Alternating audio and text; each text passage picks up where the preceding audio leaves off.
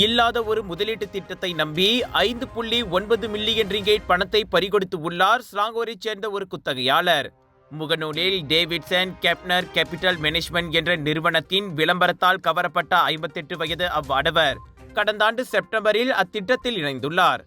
தொடக்கமாக ஆப்பிள் ஸ்டோரில் ஏத்ரேட் என்ற செயலியை பதிவிறக்கம் செய்ய அவர் கேட்டுக்கொள்ளப்பட்டார். பிறகு கொடுக்கப்பட்ட 8 வங்கி கணக்குகளுக்கு 30 தடவையாக மொத்தம் 5.9 மில்லியன் ரிங்கேட்டை அவர் மாற்றியுள்ளார். இது அத்தனையும் நடந்தது செப்டம்பர் முதல் நவம்பர் வரையிலாகும். ஆனால் சொல்லியபடி போட்ட பணத்திற்கு லாப ஈவு வராததால் சந்தேகத்தில் செவ்வாய்க்கிழமையன்று அவர் காஜாங் போலீஸ் நிலையத்தில் புகார் செய்தார். அம்மோசடி குற்றவியல் சட்டத்தின் 420வது பிரிவின் கீழ் விசாரிக்கப்படுவதாக ஸ்லாங்கூர் போலீஸ் தலைவர் டத்தோ ஒசின் ஒமார் கான் கூறினார்.